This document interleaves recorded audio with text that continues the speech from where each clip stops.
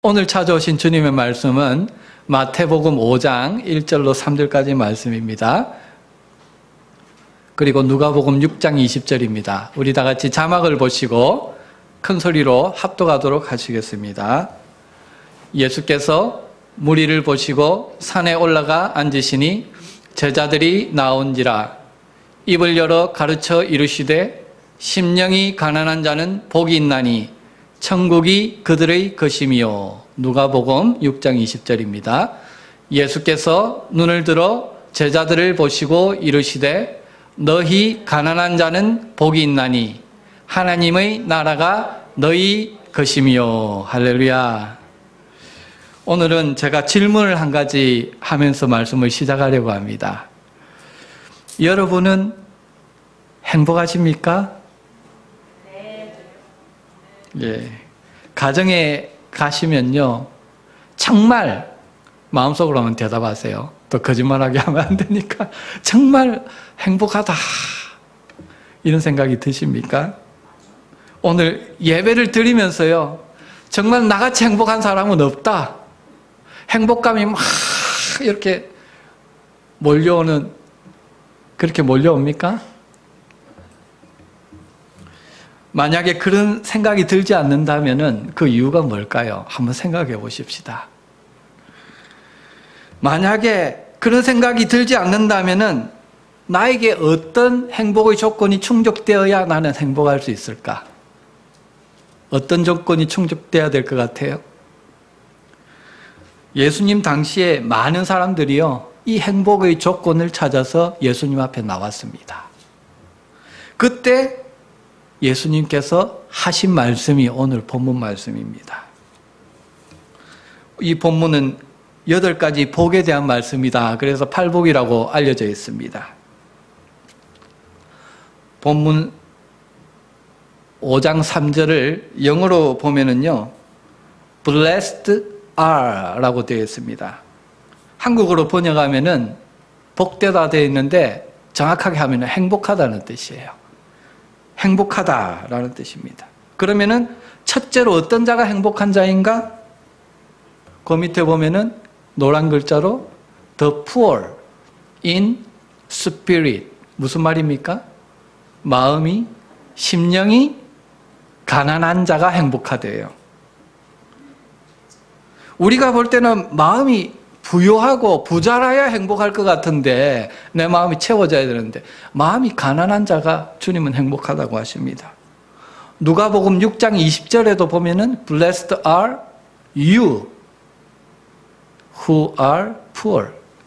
여기 보면 누가복음에는요, 물질적으로 가난한 자가 행복하대요. 여러분, 물질적으로 가난한데 행복할 수 있습니까? 마음이 가난한데 행복할 수 있습니까? 그래서 행복하려고 행복의 조건을 찾아서 주님 앞에 나왔어요. 물질의 부요, 마음의 부요를 찾아서 주님 앞에 나왔는데 주님이 이 말씀을 하시니까 당시에 주님 앞에 모인 사람들이 충격적이었습니다. 이 말씀이. 오늘 우리도 마찬가지라는 것입니다. 우리가 찾는 행복의 조건도 별 다르지 않아요. 그래서 주님께서 왜 이 말씀을 하시느냐?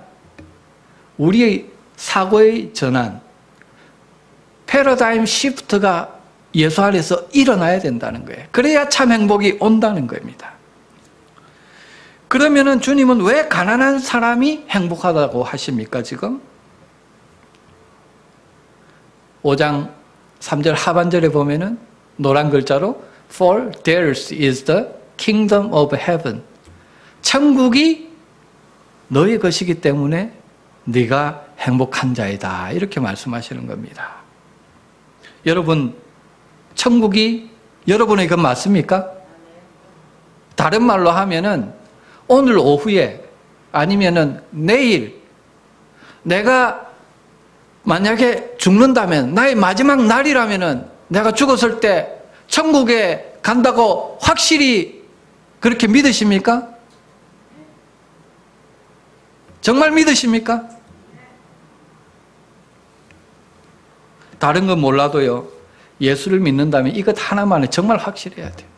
내가 밖에 나가서 혹은 예수 믿는 사람도 코로나 바이러스 얼마든지 걸릴 수 있어요. 교통사고 나서 죽을 수도 있어요. 육신이 연약해서 다이아비리, 합병증에 걸려서 죽을 수도 있어요. 하지만 어떻게 어디서 언제 어떻게 죽을지라도 나는 죽으면 천국에 바로 간다. 왜? For there is the kingdom of heaven. 주님이 천국이 너희 것이기 때문이다 말씀하고 계십니다. 그런데 10절에도 보면은요, 의를 위하여 핍박을 받는 자는 복이 있나니 천국이 그들의 것임이라. 잘 보시면 팔복의 시작인 3절과 마지막인 10절이 뭐로 같은 말이 반복되고 있습니까? 천국이 그들의 것이며 이렇게 반복이 되고 있습니다. 이게 히브리 문학에서 인클루지오라는 문학 양식이에요.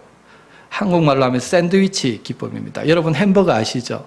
햄버거 제일 처음과 마지막에 같은 햄버거를 두고 중간에 내용물이 들어갑니다. 마찬가지로 처음 시작과 마지막에 같은 말을 반복하면서 그 안에 내용이 어떤 내용인지를 확실히 알게 해주는 말씀이 바로 인클루지오, 샌드위치 기법이에요.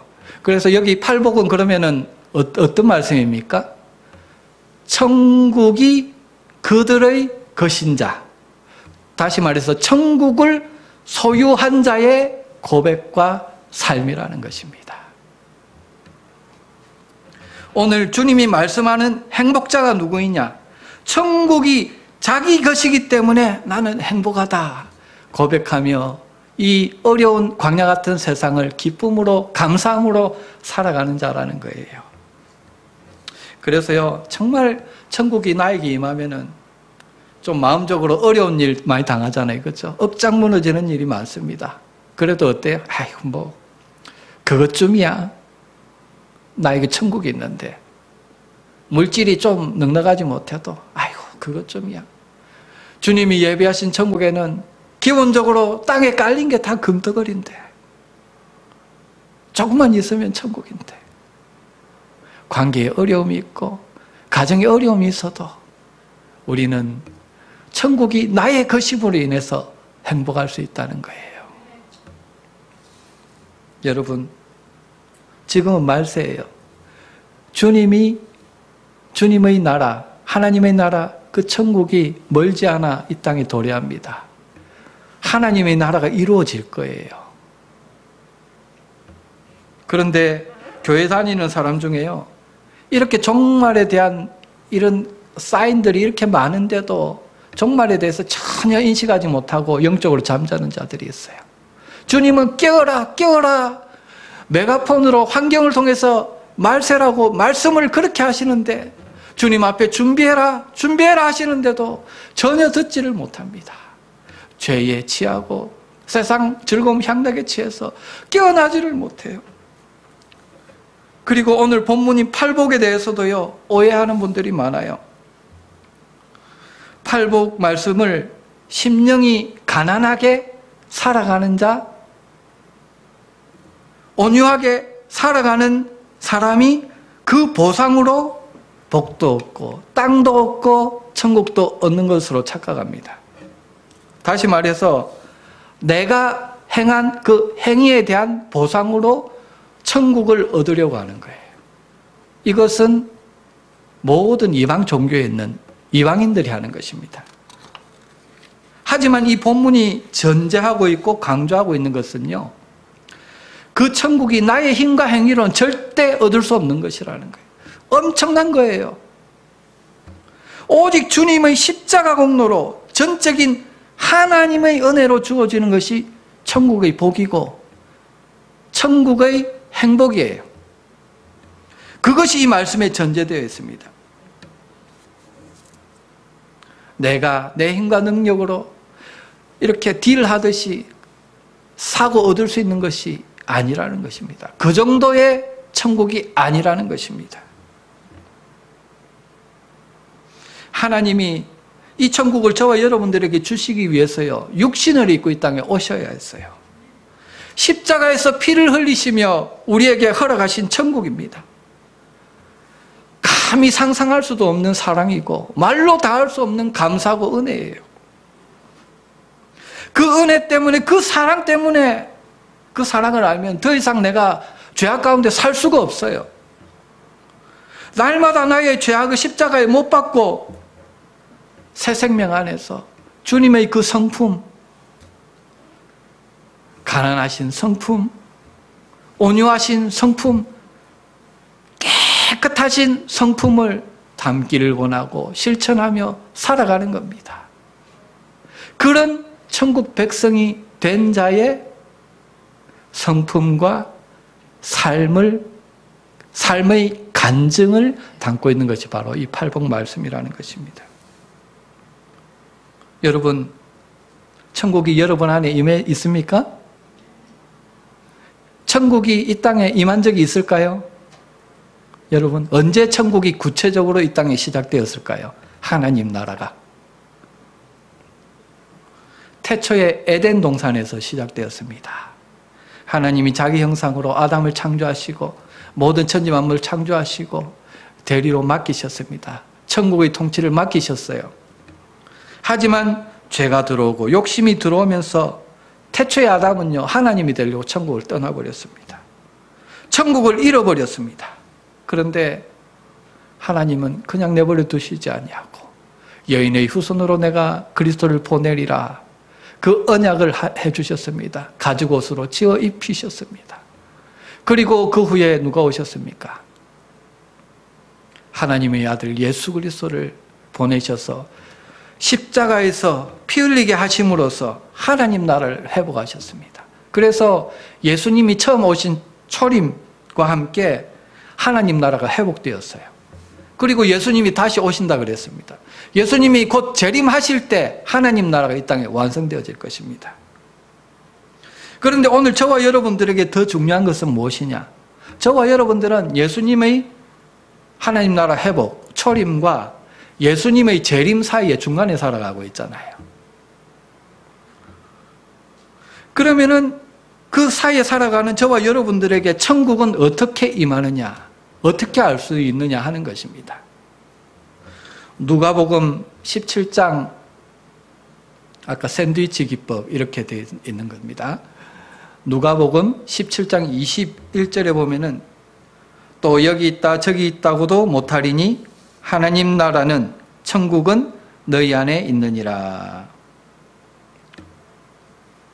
회복된 천국, 저와 여러분 안에 있다고 말씀하신 그 하나님 나라는 어떻게 알 수 있느냐? 그 나라가 임한 증거는 무엇이냐 하는 것입니다. 여러분, 무엇이라고 생각하십니까? 하나님의 통치입니다. 하나님 나라는 현재 이 중간지대에 하나님의 통치로 저와 여러분 안에 임하신다는 거예요. 우리 안에 하나님 나라의 왕이신 주님이 임하셨어요. 친히 임하셔서 하나님 나라를 이루어가세요. 통치하세요. 우리 안에 생명을 충만히 부어주셔서 통치하십니다. 여러분 안에 사랑을 부어주셔서, 어떤 사랑요?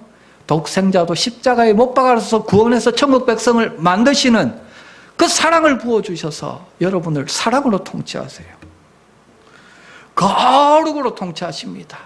그 아들의 보혈로 우리 속에 있는 더러운 것들, 과거에 지은 죄들, 잠자면서도 문득문득 일어나는 그 수치스러운 일들을요 다 씻으셨어요. 주님이 맑게 씻으셔서 우리가 심판대 앞에 섰을 때 우리가 회개한 죄는 절대 기억하지 않으신다 하셨습니다. 거룩으로 우리를 씻으시고 통치하신다는 것입니다. 그래서 우리 안에 더러운 죄와 저주와 사망으로 무너졌던 모든 것들을 보혈의 은혜로 다시 회복시키세요. 치유해지세요. 그뿐만 아니라 깨끗해진 그곳에 하나님이 친히 충만히 임하셔서 하나님 나라를 이루어 가십니다. 여기에 우리 행복이 있다는 거예요. 처음에는 주님을 믿는 것, 감사하는 것, 행복해하는 이유가 십자가에 달리신 주님, 나의 죄, 나의 죽음의 문제를 해결해 주신 그것 때문에 내가 감사하고 행복했는데 주님을 영접하고 함께 모시고 주님의 통치를 받으며 살다 보니까 어떻게 변합니까? 내 행복이 어떻게 성장합니까? 이제는 더 이상 나에게 뭘 해주시고 죄를 해결해 주시고 필요에 따라 채워주시고 이것 때문에 감사하는 것이 아니라 자녀가 부모가 뭔가 돈 모아놓은 것을 유산으로 주고 뭐 어려울 때 돈을 줘야 기뻐하고 부모를 공경하고 사랑하는 것이 아니라 부모님이 함께 있는 것만으로도 사랑하고 키워주신 은혜로 사랑하고 나게 해주셨고 지금까지 보살펴 주신 몸이 연약하지만은 이 땅에 함께 존재하는 것만으로도 의지가 되고 사랑하고 행복한 것. 주님이 원하시는 건 그거예요. 주님이 우리를 하나님의 형상으로 창조하셨거든요. 모든 만물들은 하나님의 형상으로 창조한 것이 없습니다. 오직 우리 인간만 주님이 하나님의 형상으로 창조하셨어요. 얼마나 사랑하시면은 죄악 가운데 떠난 그 잃어버린 아들을 위해서 독생자 예수 그리스도를 십자가에 못 박잖아요. 생명과 사랑으로 통치한다는 거예요. 그래서 이제 그 주님이 우리가 천국에 이를 때까지 함께 하실 겁니다. 그 주님이 나와 함께 계시는 게 나의 행복의 조건이에요. 오늘 제가 바라기는 오늘 여기 계신 분들의 신앙, 행복의 조건은 주님이 뭘 해주셔서 하는 그 어린아이의 신앙이 아니라 정말 주님의 마음을 흡족해 하는 장성한 자, 주님이 함께 계심으로 동거함으로 기뻐하는 그런 은혜가 있기를 주님 이름으로 간절히 축복드립니다. 우리는 신약에서 그런 사람을 여러 만납니다. 목숨까지 주님께 바쳐요. 그 중에 대표적인 사람이 바로 사도 바울입니다. 그는 자신이 처한 환경만 보면 절대 기뻐할 수 없고 행복할 수 없는 사람이었습니다. 육신적으로 늙었죠. 가난했죠. 헐벗었죠. 건강은 악화되어 있습니다. 그런데 노년의 감옥에, 쓸쓸한 감옥에, 차디찬 로마 감옥에 갇혔습니다. 그런데 그 가운데서도 빌립보서에 보니까요. 나는 기쁘다. 나는 기쁘다. 나는 만족한다. 나는 행복하다. 이런 말을 무려 16번. 계속 그 안에는 정말 주님이 함께하는 기쁨, 행복이 있었다는 거예요. 어려울 때, 평소에 일을 만났을 때 자기 입에서 무심코 나오는 여러분, 우리는 말을 참 조심해야 됩니다. 무심코 나오는 말이요, 자기 안에 있는 거예요. 어떤 분은 예수로 가득 차서 가지고 뭘 찌르면 아야 하지 않고 예수, 예수 이런다 그러더라고요. 정말 우리는 이걸 연습해야 돼요. 왜냐하면은 우리 안에는 옛날에 죄로 인해서 죽어야 되는 옛사람이 아직 남아있거든요. 늘 나를 아프게 하고 우리 가족을 아프게 하고 주위 사람을 아프게 하고 내가 알아요. 잘못된 거 알아요. 그런데 3살 버릇 8까지 간다고 나면서 난 이 버릇이요. 우리가 죽을 때까지 어찌할 수 없습니다. 말씀의 능력으로 성령의 능력으로 제어하면서 살아가야 된다는 거예요. 바울이 그런 사람이었습니다. 처음에는 거칠고 거친 사람. 그런데 노년에는 사랑이 충만한 사람, 생명이 충만한 사람이었다는 것입니다. 그래서 그는 이렇게 고백한 것은 주님과 함께라면 그곳이 감옥이든 어디든지 나는 행복할 수 있다. 이렇게 고백하는 것입니다. 그는 빌립보서 1장 21절에서 그래서 이렇게 간증합니다. 그 삶의 간증이에요. 이는 내게 사는 것이 그리스도니 죽는 것도 유익함이라. 생명 대신 그리스도가 내 안에 사시기 때문에 죽는 것은 죽음의 문제를 해결한 자의 고백이에요. 오늘 코로나 바이러스가 왜 무섭습니까? 그 배후에는요, 죽음에 대한 두려움이 있는 거예요. 죽음에 대한 두려움 뒤에는 내가 죄인이라는 두려움이 있습니다. 그래서 나이가 들면 들수록 주님께 회개하고 죄의 문제를 해결하지 않은 사람은 밤이 두려워요. 가위 눌림 당하기도 하고 끔쩍끔쩍 놀래기도 하고. 여러분, 십자가의 보혈의 능력은요, 어떤 우리의 죄악도 다 깨끗이 씻고 우리를 천국 백성으로 만드는 놀라운 은혜가 있는 줄로 믿으시기 바랍니다. 천국이 임하기 전에 이 모든 것들을 해결하시고 하나님이 예비하신 금과 보석으로 가득하고 항상 감사와 행복으로 가득 찬 그 천국에 이르는 저와 여러분 되시기를 주님 이름으로 간절히 축복드립니다. 공동번역으로 보면은 이 번역이 나에게는 뭐가? 그리스도가 뭐라고요? 생의 전부입니다. 나에겐 그리스도가 생의 전부예요. 내 전 재산이라는 거예요. 그래서 주님이 그 안에 정말 살아계시고 전부인 사람, 다시 말하면 주님의 생명과 사랑의 통치를 받으며 사는 자는 압니다. 현재 나에게 고난과 어려움이 있음을 알아요. 하지만 한 가지를 더 알아요. 로마서 8장 28절에 말씀하신 대로 우리가 알거니와 하나님을 사랑하는 자 곧 그의 뜻대로 부르심을 입은 자들에게는 뭐라고요?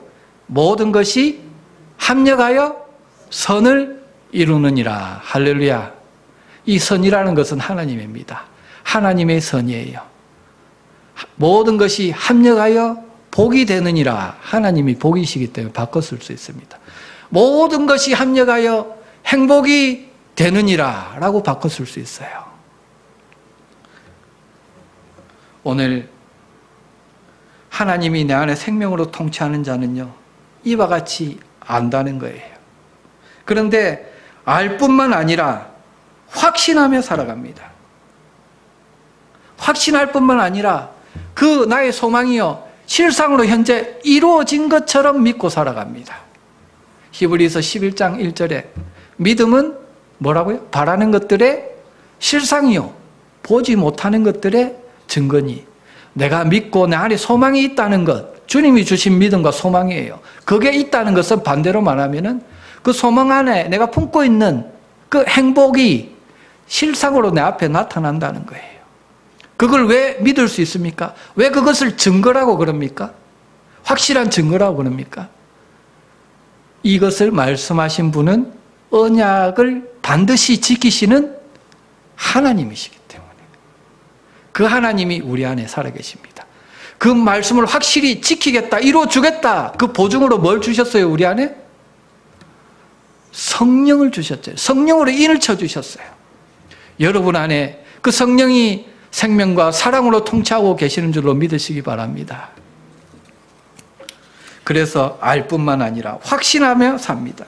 확신할 뿐만 아니라 이루어진 실상으로 여기며 삽니다.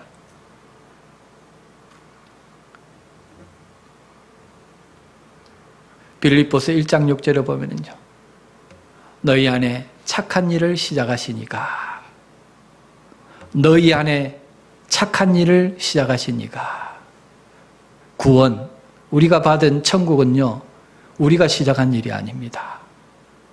주님도 모르고 죄악 가운데 살아갈 때 주님이 우리의 영적인 눈을 떠주셨어요. 예수 그리스도를 믿는 믿음도 주셨고 주님을 알게 해주셨습니다. 우리 안에 착한 일을 시작하시니가 현재 우리 안에 생명으로 사십니다. 그리스도 예수의 날까지, 종말에 주님 앞에 심판대 앞에 서는 그날까지 이루실 줄을 우리가 뭐한다? 확신하노라. 여러분 안에 이 확신이 더 충만한 이 시간 되시기를 주님 이름으로 간절히 축복드립니다.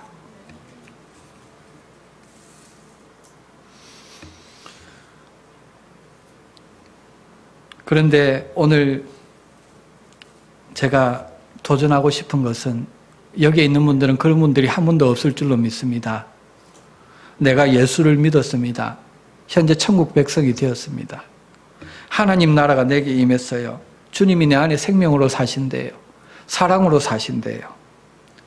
그런데 오늘 내 안에 바울에게 있었던 그 확신, 참 만족과 행복이 없다면은, 그렇게 생활을 한다면은 그 이유가 뭘까요? 오늘 말씀에 의하면 마음이 가난하지 않아서 그렇다는 거예요. 물질적으로 가난하지 않아서 그렇다는 거예요.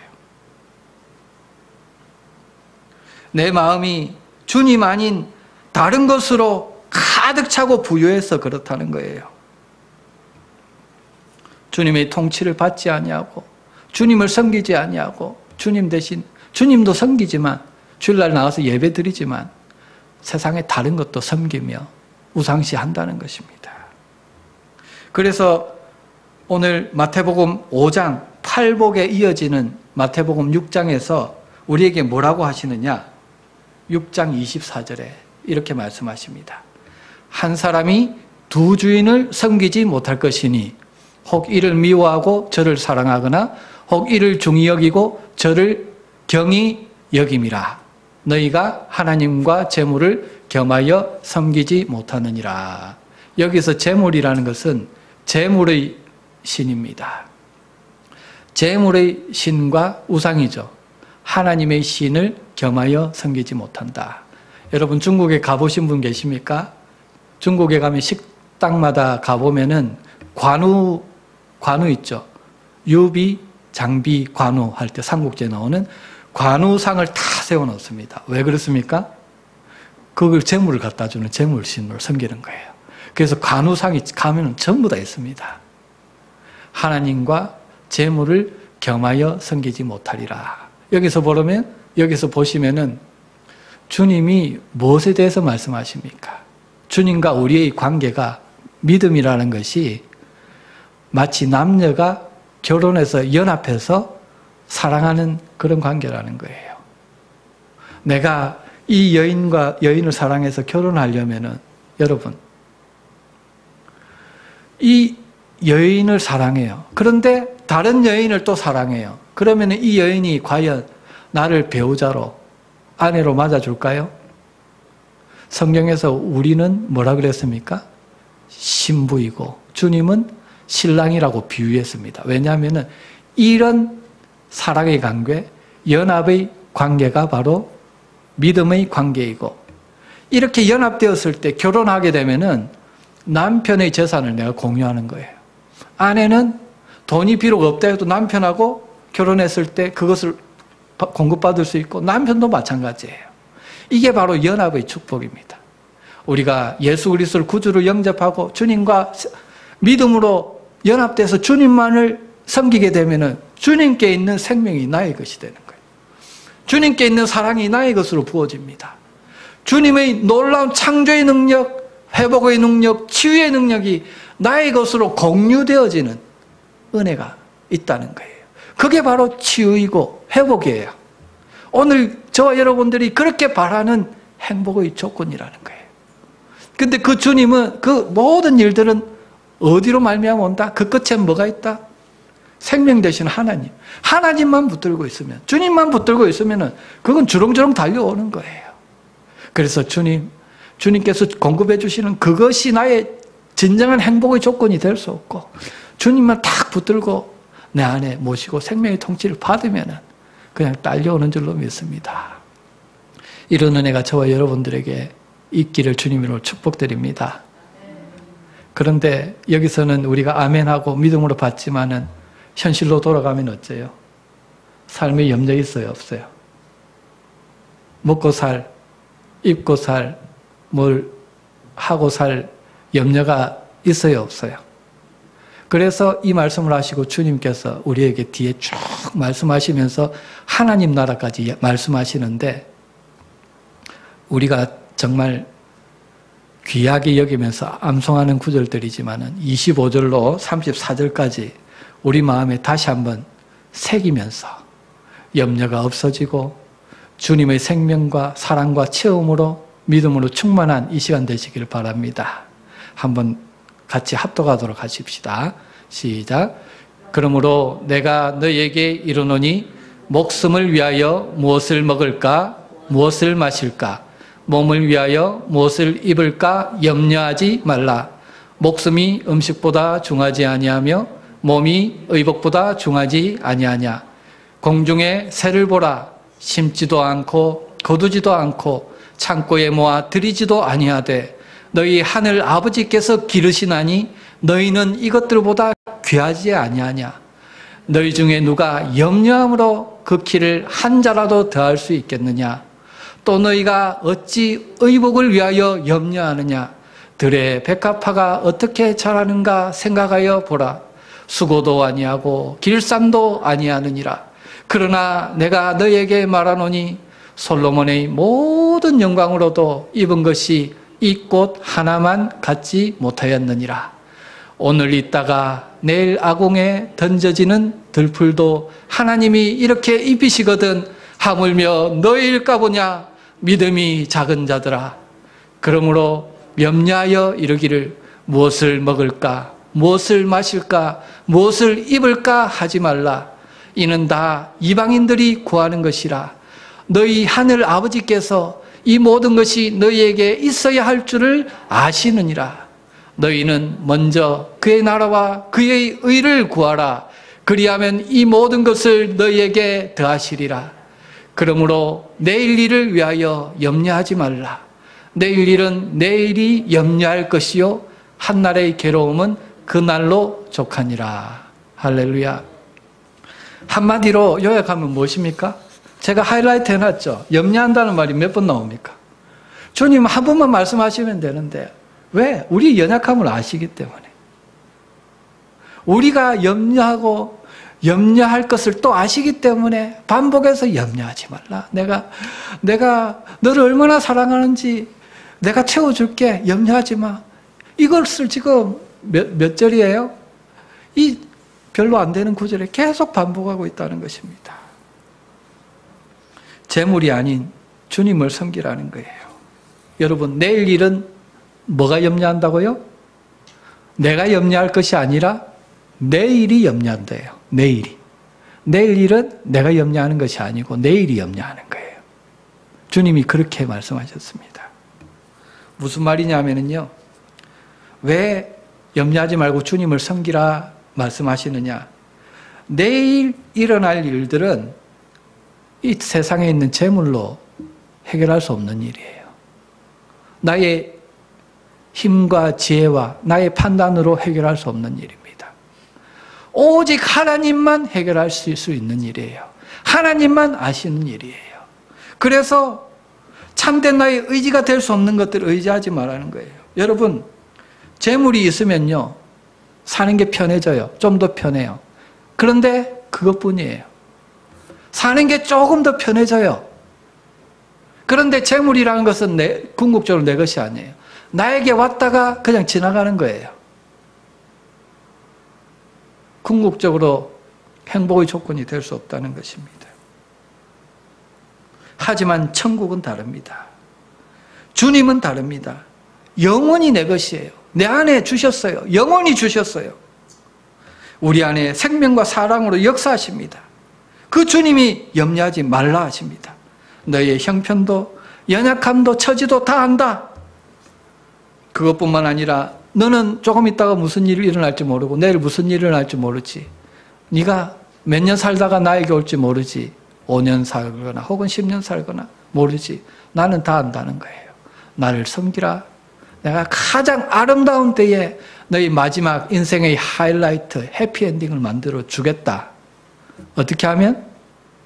나를 섬기면, 나의 생명과 사랑의 통치를 받으면, 나와 함께 교제하면 이 축복을 주겠다 말씀하시는 것입니다. 오늘 말씀을 정리하기를 원합니다. 여러분, 인생은 짧습니다. 너무 빠르죠, 집사님? 인생이. 그죠? 너무 빠르죠, 집사님? 너무 빨라요. 매일을 행복하게 살아도요, 짧은 인생이에요.